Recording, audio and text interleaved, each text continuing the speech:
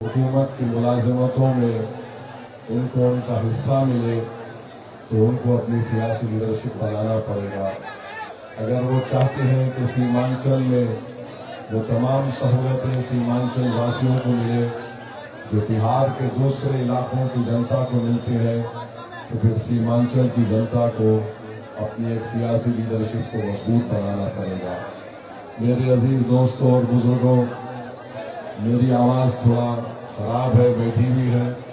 मुसलसल 3 दिन से जलसे करने की वजह से तो मैं आपसे गुजारिश करूंगा कि आप एक 10 मिनट के लिए मैं जो कह रहा हूं मेरी इस बात को सुन लीजिए। अजीज़ान मिल्लत, पिछले 8 साल से बिहार में जो तमाशा हो रहा है आप उसको देख रहे हैं। कभी कांग्रेस को इक़्तिदार मिला तो कभी राजद को मिला तो कभी नीतीश कुमार को, तो बीच में बीजेपी भी उनके साथ रही। सवाल ये पैदा होता है कि बिहार के 19% मुसलमानों ने क्या हासिल किया।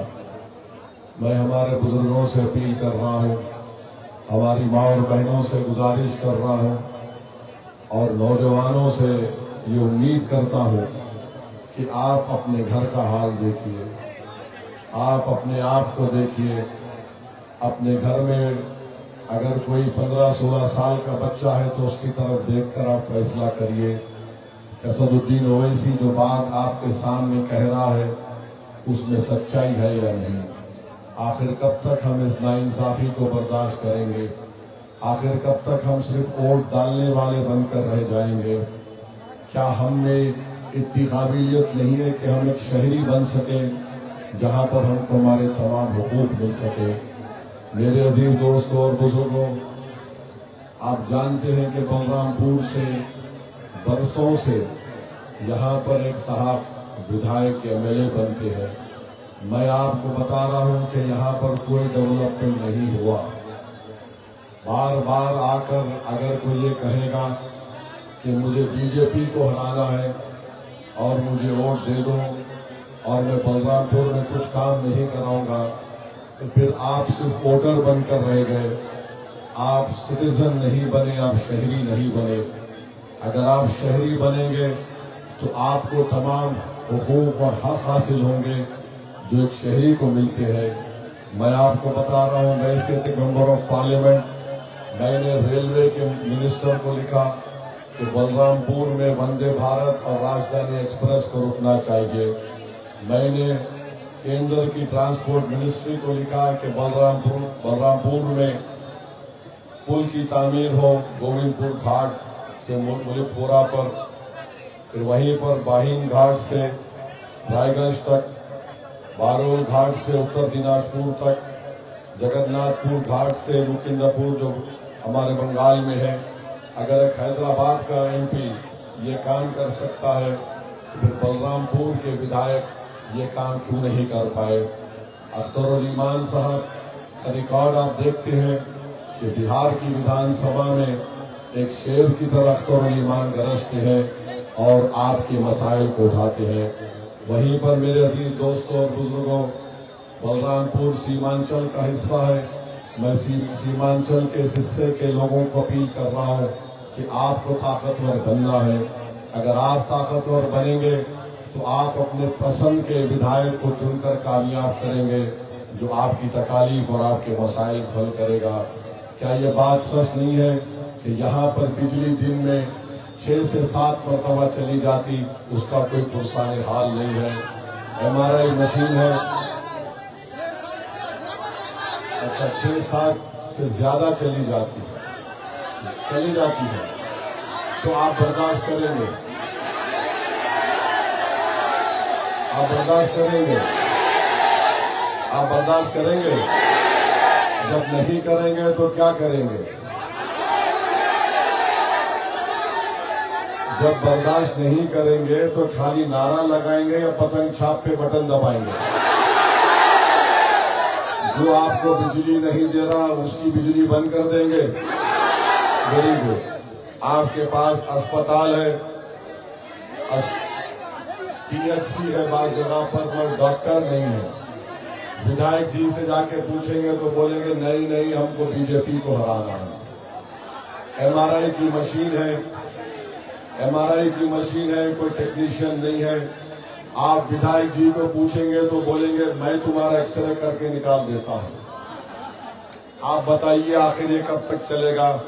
ब्लॉक ऑफिस में भ्रष्टाचार है नहीं है?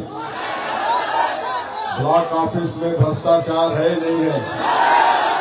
क्या आवास योजना के लिए 1500 रिश्वत देना पड़ता है? म्यूटेशन के लिए 15,000 रुपये देना पड़ता है? भ्रष्टाचार ब्लॉक ऑफिस में है या नहीं? आप रिश्वत देंगे या खत्म करेंगे? कैसे खत्म करेंगे?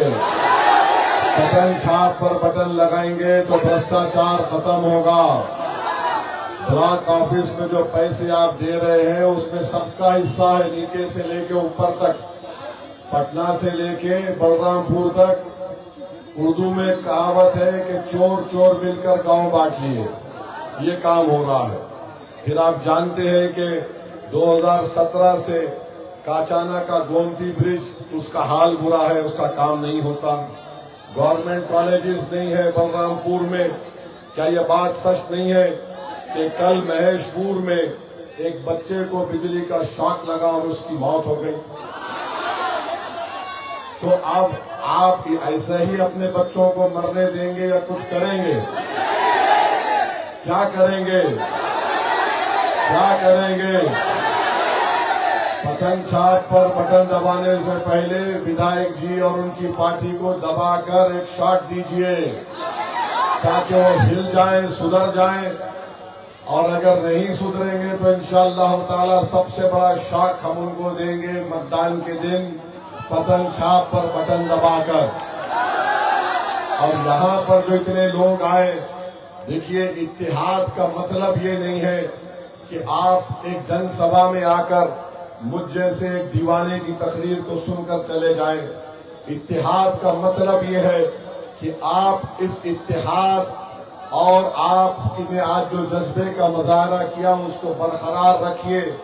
इत्तेहाद की निशानी ये है कि जब आप वोट डालने जाएंगे तो आप बटन छाप पर बटन दबाकर अपने उम्मीदवार को कामयाब करेंगे, तो वो आपका इत्तेहाद की कामयाबी होगी।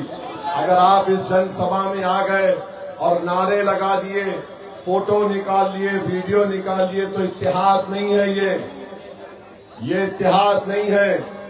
इत्तेहाद वो है जब सब मिलकर मतदान के दिन आप जाकर मजलिस पार्टी के हक में बटन छाप पर वोट लगाएंगे, तो वो आपके इत्तेहाद की कामयाबी होगी। और मजलिस आपको ये पैगाम देती है कि इज्तिमाइयत को सामने रखिए। अगर कल असदुद्दीन ओवैसी मर भी गया तो मजलिस को बाकी रखना नौजवानों तुम्हारी जिम्मेदारी है। आप बिहार के मुस्तकबिल हैं। आपने देखा होगा आज से 3 दिन पहले बिहार सरकार ने अखबारात में एक इश्तिहार दिया कि करीब 60% बिहार की आबादी 25 साल से कम उम्र नौजवान लड़की और लड़कियों पर मुश्तमिल है।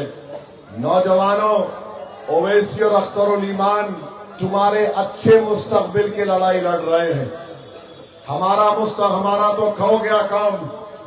अब आपकी जवानी है, आने वाला कल तुम्हारा होगा। नौजवानों, अगर तुम गफलत करोगे तो जिस तरह तुम्हारे बाप दादा ने तकालीफ उठाई, खुदा ना खास्ता नौजवानों तुमको भी वही तकलीफ उठाना पड़ेगा। और वो तकलीफ ये होगी कि तुमको इज्जत नहीं मिलेगी, तुमको तुम्हारा मुकाम नहीं मिलेगा, तुमको तुम्हारे बच्चों के लिए स्कूल कॉलेज नहीं मिलेगा, तुमको अपने किसानों को उसकी कीमत नहीं मिलेगी, बिजली नहीं मिलेगा। यही सिलसिला चलता रहेगा। क्यों? क्योंकि ये सब लोग जान चुके हैं कि इनसे सिर्फ वोट हासिल करो, यकीनन मोदी अमित शाह को हम हराएंगे इंशाअल्लाह ताला। और हराएंगे, और जितने शहरी के हुकूक हैं जो संविधान ने हमको दिए उसको हासिल करेंगे। जिस पार्टी को आपने वोट दिया वो सिर्फ वोट हासिल किया, आपके हुकूक नहीं दिए। मजलिस ये कह रही है कि वोट भी दो, बीजेपी आरएसएस को हराएंगे, जिसने धोखा दिया उनको हराएंगे और आपके हुकूक आपको दिलाएंगे। देखो नौजवानों, बुजुर्गों, माँ और बहनों, फर्क को महसूस करो। एक सिर्फ वोटर होता है, एक शहरी होता है, सिटीजन। वोटर सिर्फ वोट डाल के जाके सो जाता और वो इस उम्मीद पर घर को जाके सो जाता कि कुछ बदलेगा नहीं। अगर तुम शहरी बनोगे, मैं तुमसे वादा कर रहा हूं, हम सीमांचल पर एक इनकलाब लाएंगे, सबको नीचे से लेकर ऊपर तक बदल देंगे। आप तैयार हैं नीचे से लेकर ऊपर तक बदलने के लिए? आप तैयार हैं कि हम सब बदल दें, भ्रष्टाचार को खत्म करें, बिजली बराबर मिले, पुल बने? तो फिर आपको इनकलाब पैदा करना पड़ेगा। तो तैयार हैं नौजवानों, बुजुर्गों, आप तैयार हैं? सिर्फ यहां पर हाथ उठाकर घर में जाके सो नहीं जाना, सो नहीं जाना। इस सोच को बरकरार रखो इलेक्शन और मतदान के दिन तक, तभी जाकर हम बदलाव लाएंगे। अपनी ताकत का मुजाहरा कब करोगे बिहार के मुसलमानों? तुम 19% हो। याद रखो, अगर तुम मुत्तहिदा तौर पर अपने वोट का इस्तेमाल करोगे तो कोई हुकूमत नहीं बना सकेगा, कोई मुख्यमंत्री नहीं बन सकेगा। तुम्हारा हाल एक हाथी की तरह है।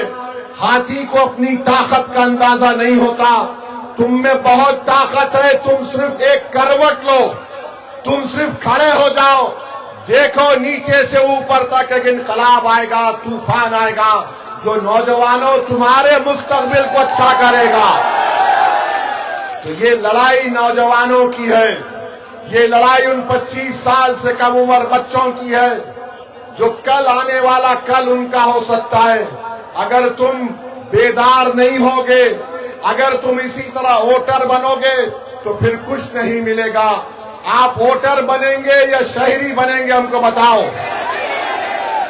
आप वोटर बनेंगे या शहरी बनेंगे, बताओ। बीजेपी से मत डरो, अल्लाह से डरो, और बीजेपी हारेगी इंशाअल्लाह ताला। और हम मोदी अमित शाह को बोलते हैं कि जब सीमांचल को आप आते हैं तो सीमांचल की जनता को बदनाम मत करो मोदी कि यहां पर घुसपैठी आ गए।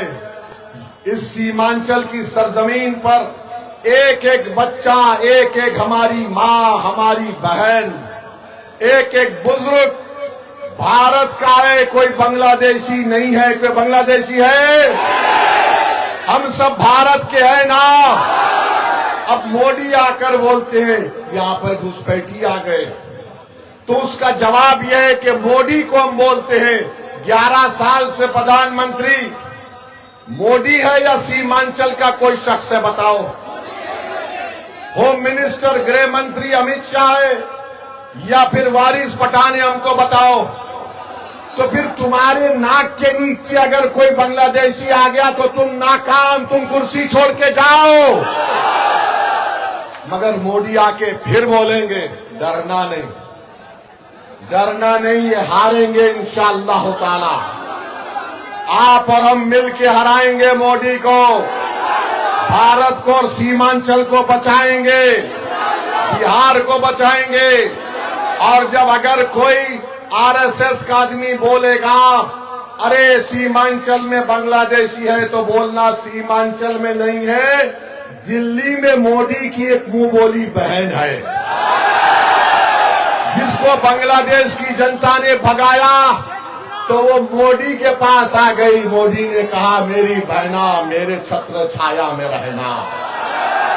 हम मोदी जी को बोलेंगे आप सीमांचल को लाओ, हम उसको बताएंगे बांग्लादेश का रास्ता और उसको धकेल देंगे बांग्लादेश में।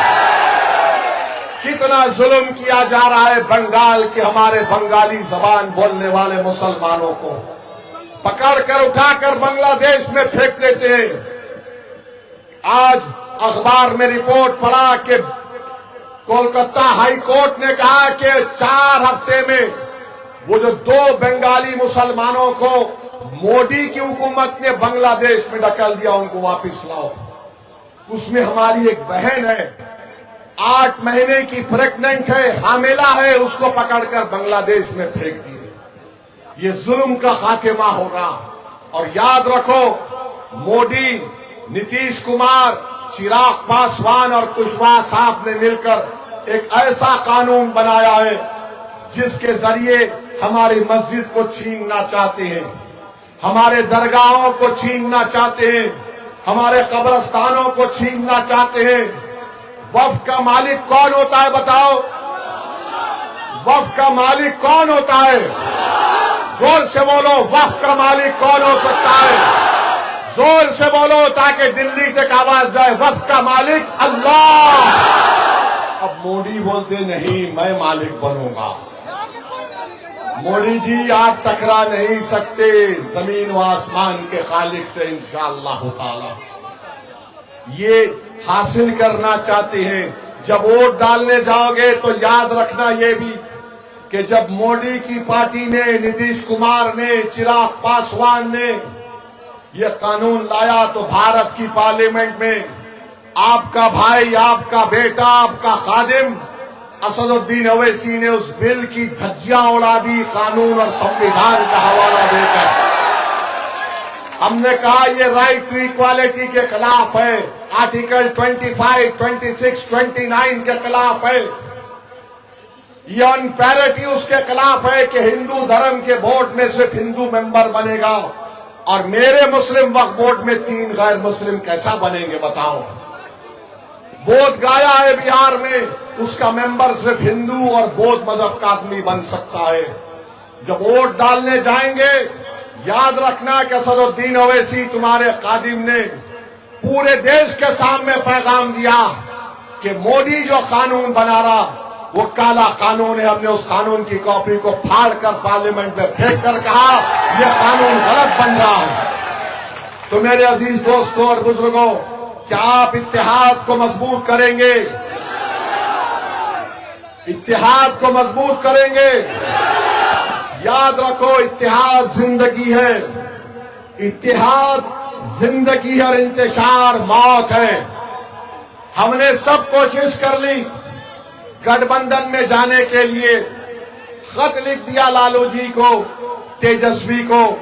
अब बिहार की जनता जानती है, सीमांचल का बच्चा बच्चा जानता है, भारत जानता है कि ओवैसी और अख्तरुल ईमान ने बीजेपी को रोकने की कोशिश की बिहार में, और कौन रोकना नहीं चाहता वो आप जानते हैं, और आपको इसका भी फैसला करना पड़ेगा।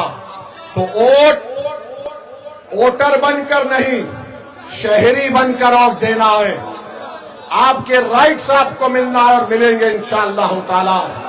आपका बेहद शुक्रिया, आप इतनी देर से यहाँ पर आए, इतनी गर्मी में आप यहाँ पर बैठे।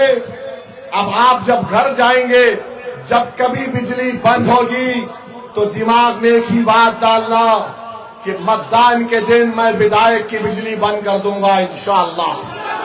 साथ देंगे ना?